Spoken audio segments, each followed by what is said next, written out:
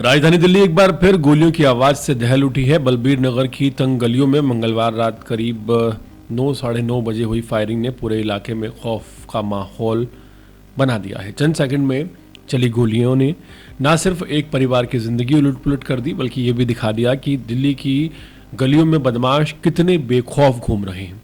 हमले में गंभीर रूप से घायल हुए व्यक्ति का नाम योगेंद्र राठौड़ है और उनकी उम्र करीब 50 साल है, जो कि प्रॉपर्टी डीलिंग का काम करते हैं। घटना के समय वो अपने एक वर्कर के साथ बाइक पर घर लौट रहे थे, तभी पीछे से आए 2 बाइक सवार बदमाशों ने उन पर ताबड़तोड़ फायरिंग कर दी।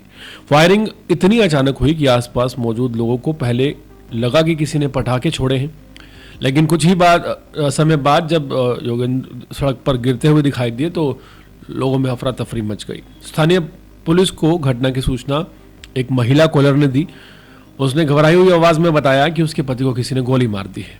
पुलिस की टीम मौके पर पहुंची, जहां पीड़ित लहूलुहान हालत में पड़े थे। उन्हें नजदीकी अस्पताल में भर्ती कराया गया है, जहां डॉक्टरों ने बताया है कि उन्हें 3 गोलियां लगी हैं और उनकी हालत बेहद नाजुक है।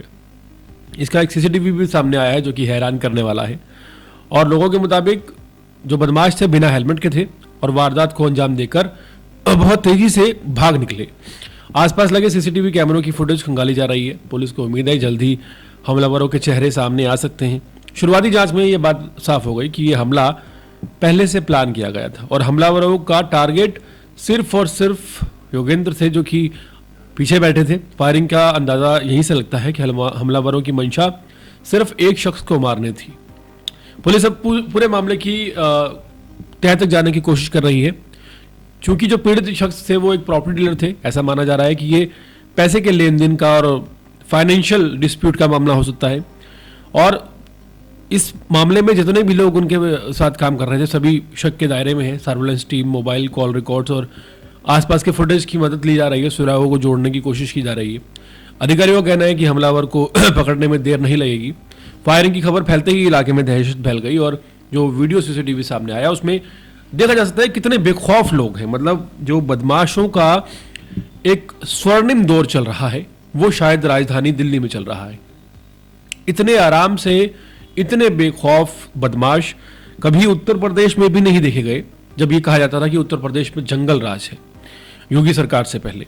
और अब राजधानी दिल्ली की हर गली में यही डर सताता है कि क्या पता कौन सी गली में कौन सा बदमाश किस रंजिश का बदला किससे ले ले और इसे किसे गोलियां मार दे। हाल ही में राजधानी दिल्ली के साउथ दिल्ली इलाके में एक खबर सामने आई थी, जहां एक शख्स को 70 राउंड फायरिंग की गई थी उसके ऊपर। तो राजधानी दिल्ली में बहुत ही नॉर्मल सी ये घटना हो चुकी है, किसी को चाकू मार देना या किसी को गोली मार देना।